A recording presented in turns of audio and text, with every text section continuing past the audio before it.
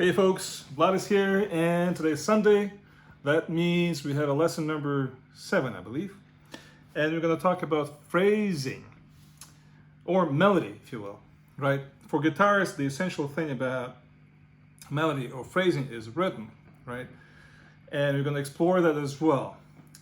And I'm going to show you a couple of tricks and useful tips. One of the things that I do, I always try to make it short. What that means, if I have a motif, I make it short. For example,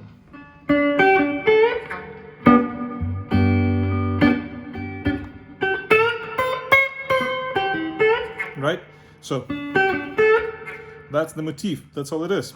And I'm using the chord tones, right? 5, 1, 3,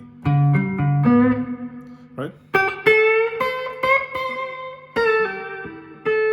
Right? That's all it is.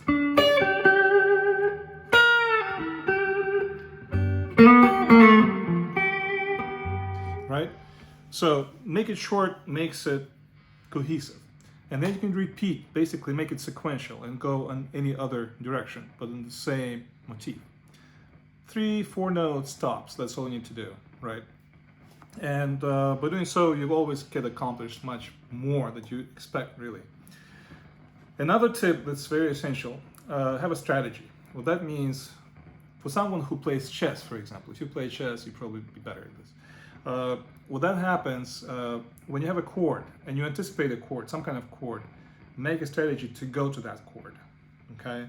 So when I do, especially right now in this example, and this is more like a B.B. King style, right? So when you have, I do this before the chord starts, you see.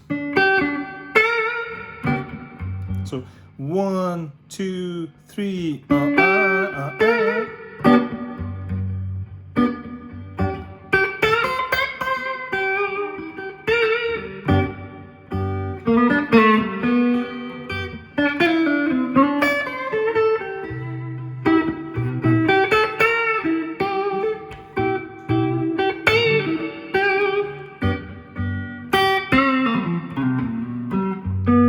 right?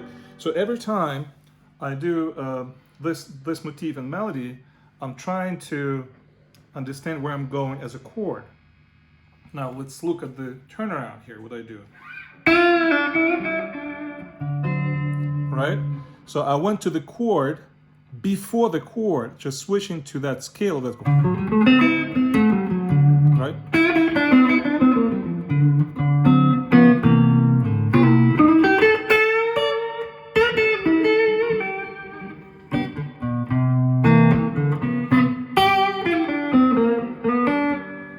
Right? So what I did here, I create the chord before it actually starts. So the idea of approach of the strategy, always think where is the next chord coming from, and then you approach that chord, and you could relate to the other lessons. Remember, we talked about how to approach the chord. So basically you have different ways to approach the chord, but the idea of melody and phrasing, when you have a sequence, you want to make sure that sequence keeps going. So if you started before the chord, keep going the same way throughout the song, and it's going to be cohesive and people will understand what you're trying to say in melody. Okay, that's one tip. Another tip, sing with it. I know it sounds weird because all guitarists think that they can't sing. I can't sing, but sometimes I sing. And the idea of singing is very essential because we have a breath, and when we sing, we can't hold the breath all the time, right? So it's like ah, and that's it. So when you have that phrasing with your breath, it's more human-like to people understand what you're trying to say. For example,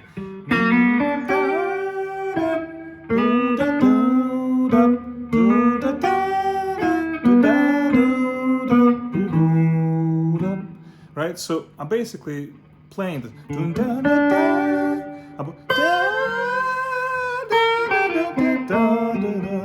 right? So I'm singing with that. If I sing, if I imagine that singing, I definitely create a melody because people understand. And because a lot of guitarists basically, including myself sometimes, you know, when you do, and you just hold and hold and hold, you can't hold it all the time. Right? And for example, I don't do, I do. That's it. Right? That's it. Right? So what I do here, I create a melody with my voice, and then I know how long the notes are, right? That's one of those mistakes that people have as guitarists. They think long notes are good. I mean, they used to be good because the pedals and sustain in the 70s and kind of made the sound of that. But it's kind of annoying, right? And you still go back to the B.B. Kings, you still go back to the Johnsons and all that stuff, right? Even like El Di Meola, which has guys, always short phrasing, right? So try to keep it short, basically, right? And sing along, right? And the third one is the rhythm. The rhythm is 80% of your phrasing. People remember the rhythm. They hardly remember the melody, but the rhythm they do. And the better the rhythm is, the better the motif is, right? So let's make an example. You can play along with me here. Let's do an A major, right? And we're gonna do blues stuff. Basically, we have these chords and then these chords, and then turn around, right? The you can do on two frets as I spoke before, right?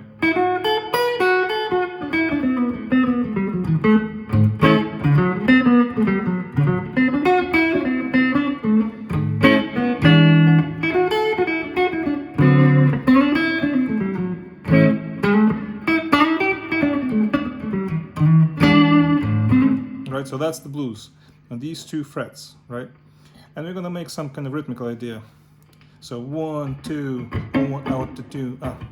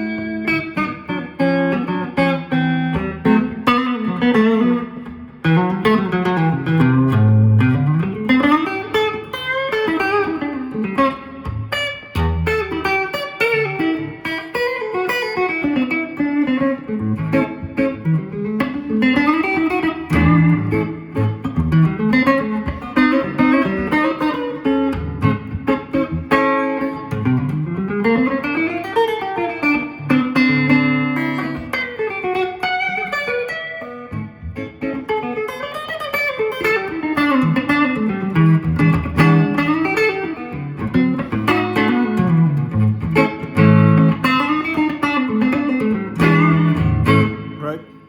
So here it's faster, right? And the idea of this faster routine is exploring the rhythm, not much of a of pitch. So basically in my head,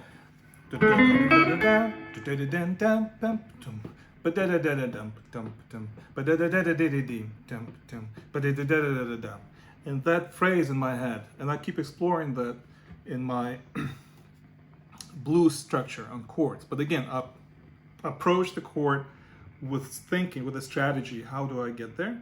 And then also keep in mind the motif, the rhythm, and I keep repeating that. Okay? So that's basic idea, right? So another way of that's the fourth, right? That's the fourth tip, is make sure that you limit yourself with the notes you play. What I mean by that, not the amount of notes overall, but the scale. As we know, the scale is 12 notes, whole scale, right? I mean, not whole tone scale, but the entire scale, all the notes inside, 12 notes.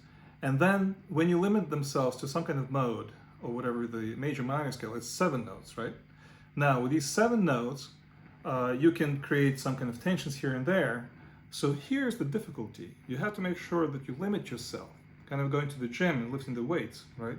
And you limit yourself with exactly the amount of notes you want to use. I recommend going with 4 or 5 notes. Like for example, B.B. King using 4 notes for 1, 2, 3, 4.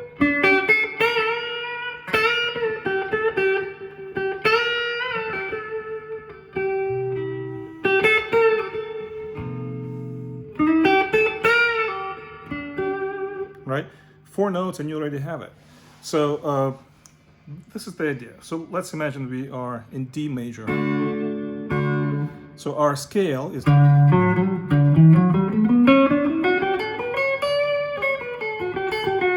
right? That's a major scale. If it's let's say a flat 7,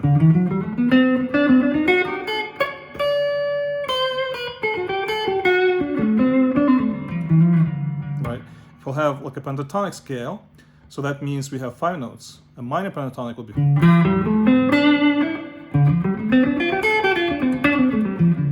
right? If we have a major pentatonic,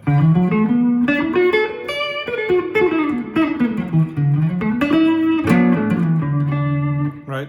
But again, it's 5 notes. 1, 2, 3, 4, 5, or 1, 2, 3, 4, 5, right?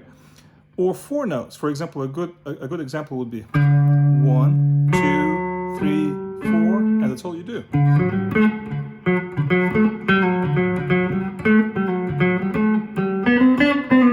See, 4 notes and you already have a melody. So you kind of limit yourself with 4, 5 notes. That's all it is, and then have fun with that, right? Let's explore this with the melody we'll create. Okay, in D.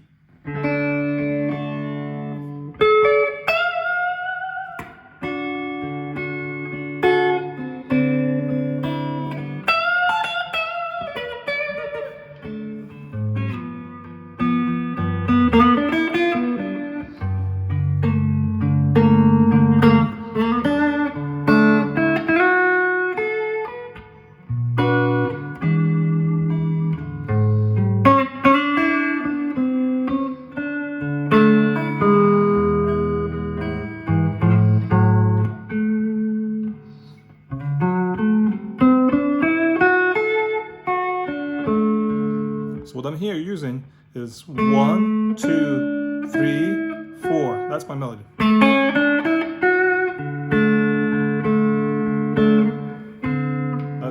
That's a chord, right? The same note. Going to the minor.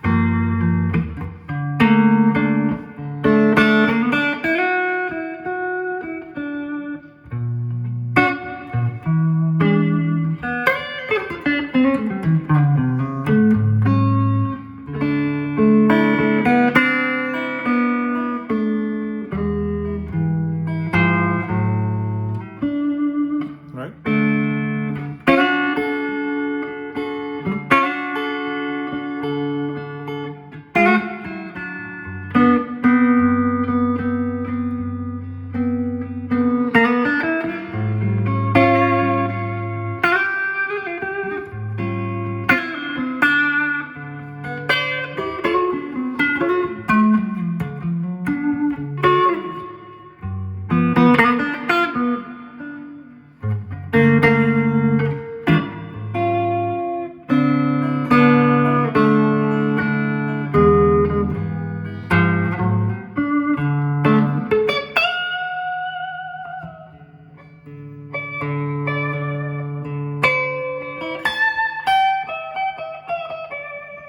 Right? I'm going to the G. Minor G. Right? That's,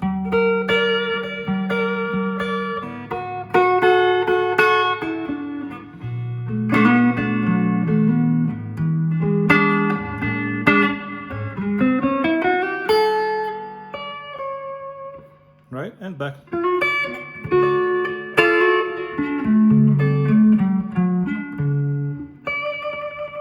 So that's the idea. Again, create kind of your own scale, 4 or 5 notes, and go around it in the blues or jazz or any kind of song. All right.